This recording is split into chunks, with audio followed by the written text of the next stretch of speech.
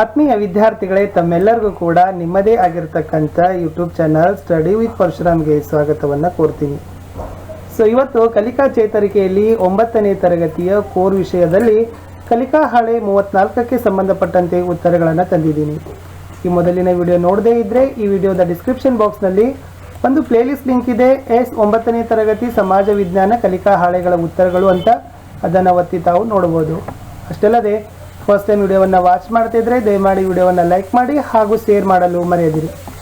ಅಷ್ಟೇ ಅಲ್ಲದೆ first time video ಜೊತೆಗೆ ನಮ್ಮ ಟೆಲಿಗ್ರಾಮ್ ಗ್ರೂಪ್ ಇದೆ, ಅದರ ಲಿಂಕನ್ನು ಸಹಿತ ಈ ವಿಡಿಯೋದ ಡಿಸ್ಕ್ರಿಪ್ಷನ್ ಬಾಕ್ಸ್ನಲ್ಲಿ ಪೋಸ್ಟ್ ಮಾಡಿದ್ದೀನಿ, ಅದಕ್ಕೂ ಕೂಡ ಬಂದು ಜಾಯ್ನ್ ಆಗಿ ಅಂತ ಹೇಳ್ತಾ, ನಾವುಗಳು 9ನೇ ತರಗತಿಗೆ ಹಿಂದಿ ಮತ್ತು ವಿಜ್ಞಾನ ವಿಷಯದಲ್ಲಿನೂ ಕೂಡ ಕಲಿಕಾ ಹಾಳೆಗಳಿಗೆ ಉತ್ತರಗಳನ್ನು ಹಾಕ್ತಾ ಇದ್ದೀವಿ. ಆ ವಿಡಿಯೋಗಳನ್ನು ತಪ್ಪದೇ ನೋಡಿ. ಏನಾದರೂ ಡೌಟ್ ಅನಿಸಿದರೆ ತಾವುಗಳು ಕಮೆಂಟಲ್ಲಿ ಸಹಿತ ಪಿನ್ನನ್ನು ಮಾಡಲಿಕ್ಕೆ ಮರೆಯದಿರಿ. ಶುರು ಮಾಡೋಣ.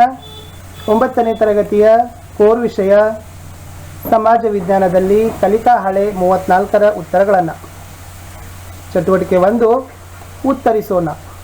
ಪ್ರಶ್ನೆ 1 ಇತ್ತು, ಕೇಂದ್ರ ಶಾಸಕಾಂಗ ಎಂದರೆ ಏನು? ತಮಗೆ ಈಗಾಗಲೇ ಗೊತ್ತಿರಬಹುದು ವಿದ್ಯಾರ್ಥಿಗಳೇ, ಶಾಸಕಾಂಗದ ಕೆಲಸನೇ ಶಾಸನಗಳನ್ನು ರೂಪಿಸೋದು.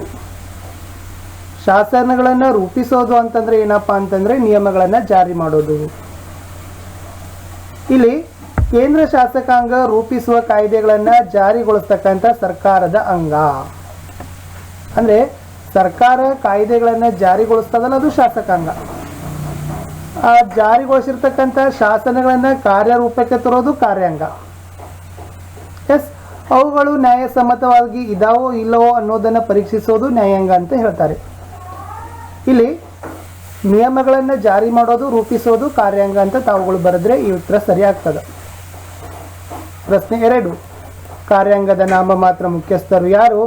ನಿಜವಾದ ಮುಖ್ಯಸ್ಥರು ಯಾರು? ಇಲ್ಲಿ ನಾಮಮಾತ್ರ ಮುಖ್ಯಸ್ಥರು ಅಂದರೆ ರಾಷ್ಟ್ರಪತಿಯವರು ಬರ್ತಾರೆ. ನಿಜವಾದ ಮುಖ್ಯಸ್ಥರು ಅಂತಂದರೆ ಪ್ರಧಾನಮಂತ್ರಿ ಮತ್ತು ಅವರ ಮಂತ್ರಿಮಂಡಲದ ಸದಸ್ಯರು ಏನಾಗ್ತಾರಪ್ಪ ಅಂದ್ರೆ ಸರ್ಕಾರದ ನಿಜವಾದ ಮುಖ್ಯಸ್ಥರು ಆಗ್ತಾರೆ. ಇಡೀ ಸರ್ಕಾರ ರಾಷ್ಟ್ರಪತಿಯವರ ನಾಮಮಾತ್ರ ಮುಖ್ಯಸ್ಥರು. ಬಟ್ ಆ ಸರ್ಕಾರದ ಎಲ್ಲ ಕೆಲಸ ಕಾರ್ಯಗಳನ್ನು ಸಮರ್ಪಕವಾಗಿ ನಡೆಸ್ತಕ್ಕಂಥ ಅಧಿಕಾರ ಇರೋದು ಅದು ಪ್ರಧಾನಮಂತ್ರಿಗಳು ಮತ್ತು ಅವರ ಸಹೋದ್ಯೋಗಿಗಳಾಗಿರ್ತಕ್ಕಂಥ ಮಂತ್ರಿಮಂಡಲದ ಸದಸ್ಯರ ಮೇಲೆ.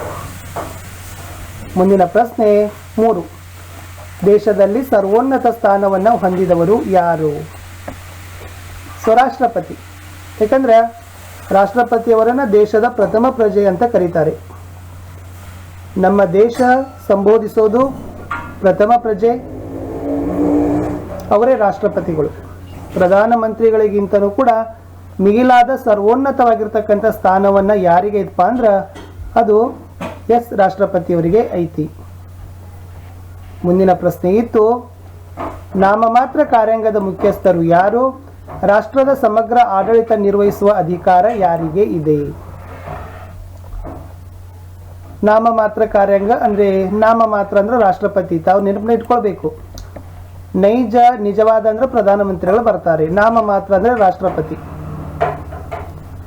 ಇಲ್ಲಿ ರಾಷ್ಟ್ರದ ಸಮಗ್ರ ಆಡಳಿತ ನಿರ್ವಹಣೆಯ ಅಧಿಕಾರ ಅಂತ ಕೇಳಿದ್ದಾರೆ, ಅದು ರಾಷ್ಟ್ರಪತಿಗೆ ಇದೆ.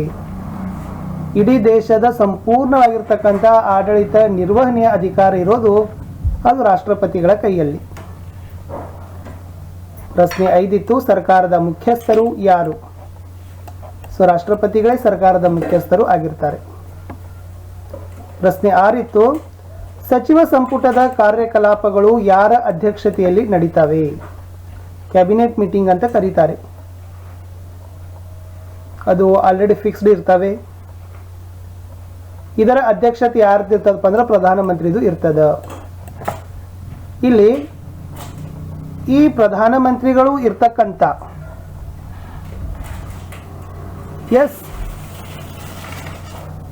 ಅಧ್ಯಕ್ಷತೆಯಲ್ಲಿ ವಿಶೇಷವಾಗಿ ಏನು ಹೇಳ್ತಾರಪ್ಪ ಅಂತಂದ್ರೆ ಕ್ಯಾಬಿನೆಟ್ ದರ್ಜೆಯ ಸದಸ್ಯರು ಮಾತ್ರನೇ ಸಚಿವ ಸಂಪುಟದಲ್ಲಿ ಭಾಗವಹಿಸ್ತಾರೆ, ಉಳುಕಿದವರು ಭಾಗವಹಿಸೋದಿಲ್ಲ.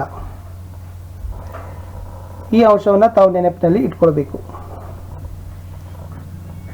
ಇಷ್ಟೇ ಕ್ವಶನ್ಸ್ ಇತ್ತು, ಒಟ್ಟು 6 ಇದ್ದಾವೆ. ಸೊ ನೆಕ್ಸ್ಟ್ ಪಾರ್ಟಲ್ಲಿ ಮತ್ತೆ ನಾನು ಏನು ಮಾಡ್ತೀನಿ, ಮುಂದಿನ ಕಲಿಕಾ ಹಾಳೆಯನ್ನು ತಗೋತೀನಿ.